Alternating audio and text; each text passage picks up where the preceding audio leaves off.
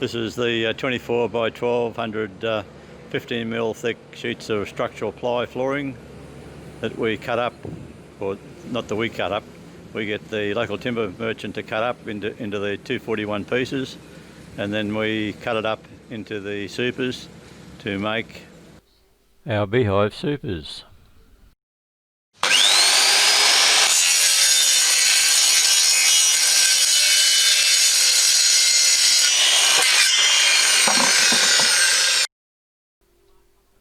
Two different jigs, one for making the sides and one for making the ends.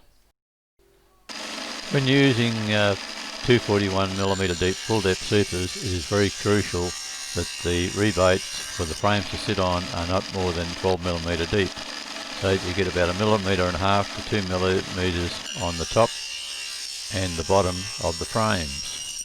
By using these sizes, I get very little burr comb between the supers. My trusty 1960s vintage Durden Junior joiner and my new Aldi saw bench. Working timber, you create a lot of sawdust.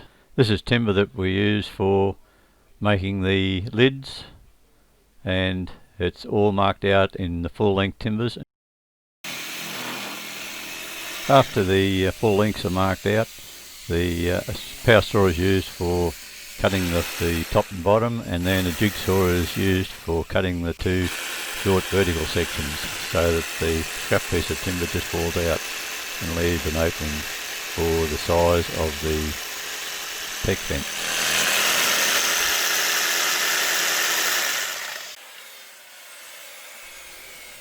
We're now cutting the lids ends a little bit longer than what is required, and then they're trimmed off after the sheeting's put on so that there's no splitting of the timbers. It's a lot easier to do it this way than having split timber to contend with.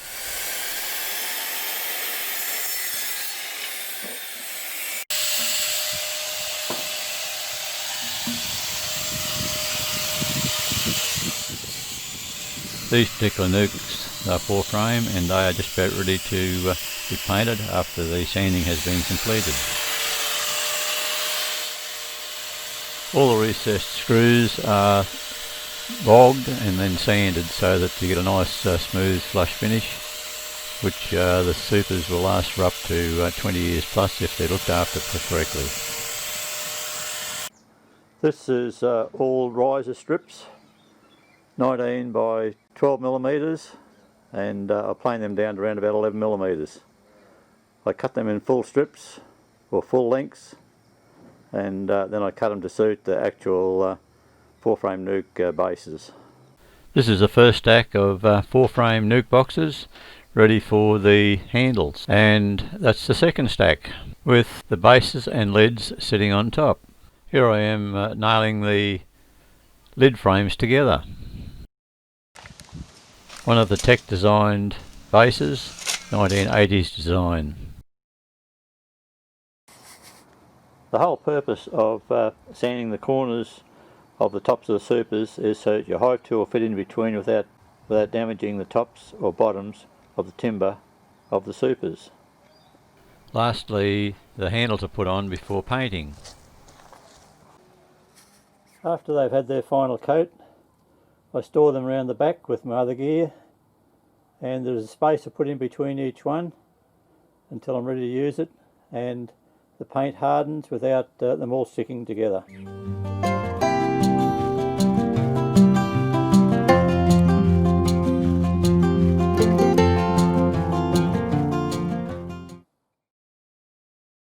My 1975 wiring jig is still as good as the day I made it, after thousands and thousands of frames that have been wired.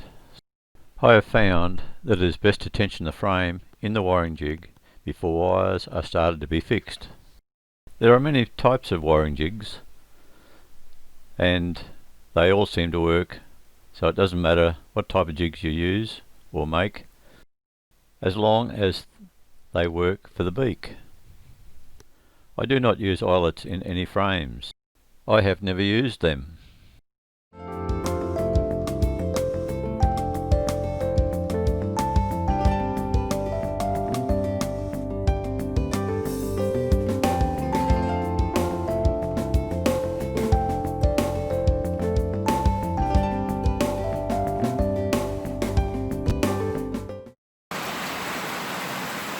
Doing it the easy way, are you? Yeah.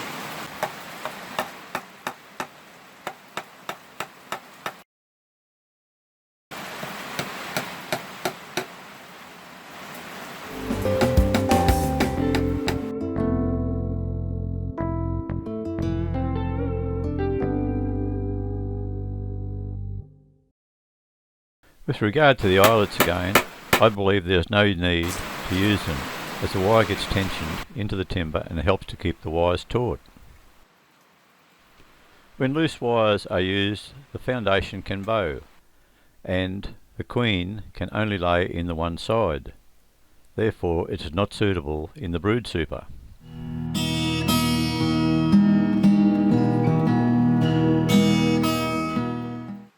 They haven't got to be, as long as they're firm, that's all they need to be, the wires. Okay. Wires can be loose before a tensioner is used to tighten the wires. That is the purpose of the unit. It can take a lot of practice to be quick at wiring frames, but I consider that the effort is well worth it. After nailing is complete, the excess wire is removed. Do not cut, as it will dig in and spike the operator. My trusty wire tensioner.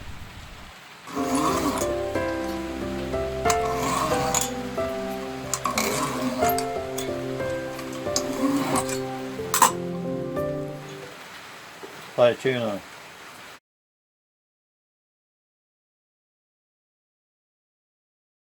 This is a new packet of 50 sheets of foundation, full depth.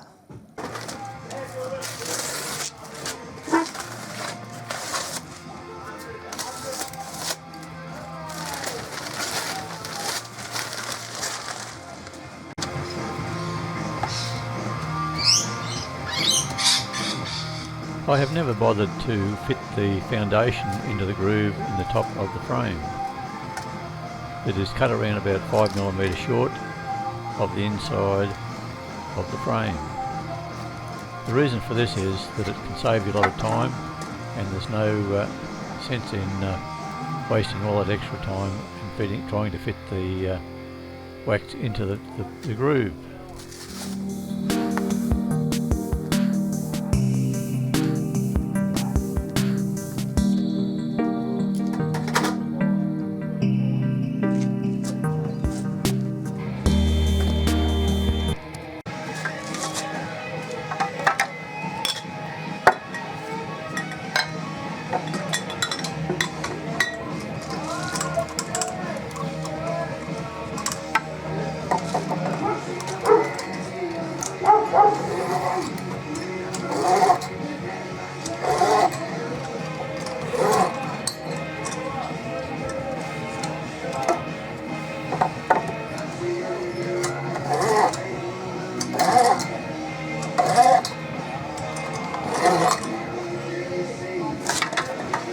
This is the wire tensioner that tensions the wires in the frames. There's 2 teeth, far superior. I generally have a stock of frames already made, and then all I have to do is place the foundation on them. Fitting the foundation to the frames is quite easy, and I leave space all the way around with a short 1 to 2mm maximum space on the bottom, because the bees hang from the top frame down and eat a humongous amount of honey to draw wax. Only the nurse bees are able to do this, and if there's not a big honey flow on, if a big gap is left at the bottom, the bees generally will not fill that in with stationary hives, but they will fill the gap in if there's a bigger gap at the top, just underneath the top bar. You can see my old battery charger on the left, and my embedder, which was the first item I made when I started beekeeping over 55 years ago. It has virtually embedded thousands upon thousands of frames for my beehives. Always leave the gap at the top. Bees hang from the top and hang down. If you leave a big gap from the bottom, bees and stationary eyes will not draw that out.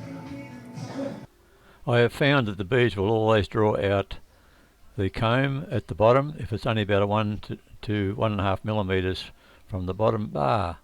I've also found that the wax actually expands, and if it is against any timber, it will actually bow in the frames and not suitable for brood frames.